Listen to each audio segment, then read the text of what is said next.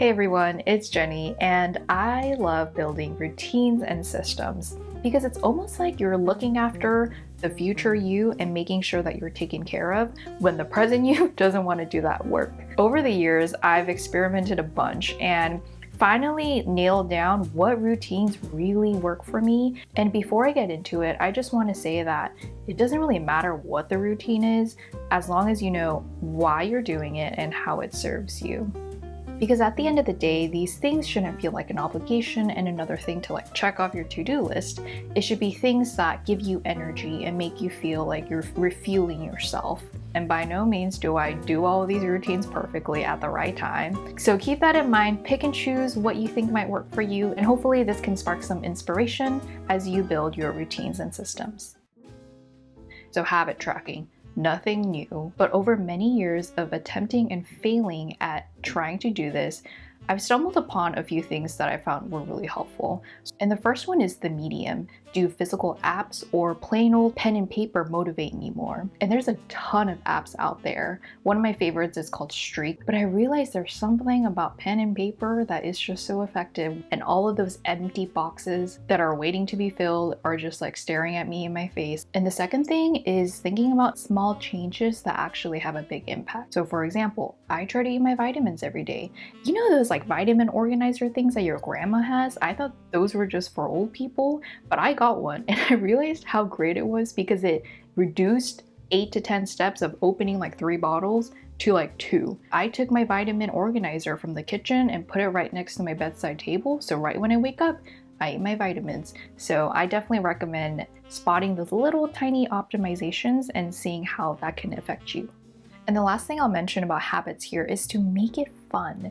So for example, I like to do morning pages every day, but over time it kind of starts to feel like a chore, even though I know it's very good for me. So I started using these art stickers like Monet, Van Gogh, things that I really love. And also this Polaroid printer, which is super fun by the way. And I don't do it every day, but choosing a sticker or printing out a Polaroid picture and sticking it onto my journal, it almost becomes a visual representation of how I feel that morning. And if something is just more enjoyable, the more likely you are to fall in love with the process, which makes it more likely for you to do it in the first place. Every other week, I have a session with both my therapist and a coach. And I've been doing both for about over a year now, and it is such a great compliment and honestly the most underrated self-help hack out there. Really quickly, I'll just say that therapy is great to understand why you are the way that you are with your childhood and upbringing as context. And coaching is really effective to make sure that you don't block yourself, whatever you're focused on, your career or your personal projects, that you move forward in a way that is really aligned with yourself and what you want. And I would say that those two things really accounts for probably 80% of my personal growth in my 20s. Another great thing that I've actually started doing recently is having twice a week co-working session with different groups of friends. And the purpose of these co-working sessions is to do the work that you otherwise never make time to do. And typically these aren't things related to your actual work, your 9 to 5 or whatever you do for a living, but just your personal pursuits and projects. They're typically 2 hours.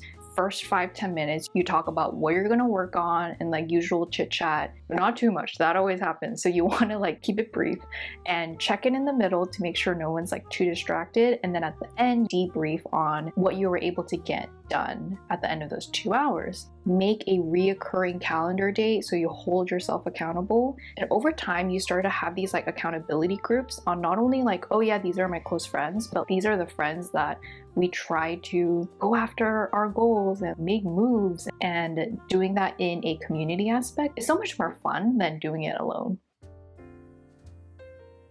I like to do what I call monthly reviews, where every month I set aside maybe 1 or 2 hours and take myself on a date, go to a park or a cafe, and just intentionally reflect on what happened the past month and do some active processing by objectively writing down like what were the highlights, the challenges of the month, but also ask myself very specific questions to really help me process the things that I might have unintentionally avoided thinking about the past month. And I started doing this because you know that cliche saying, the days seem long, but the years seem short. As I got older, I really feel that. And doing this intentional processing really helps me feel like I'm an active participator in my life versus just letting life happen for me.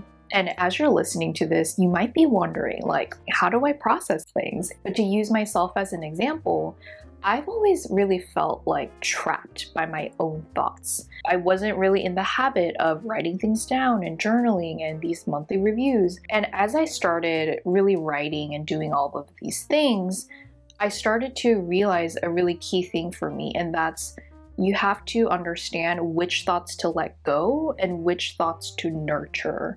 And once I realized that, it really clicked for me.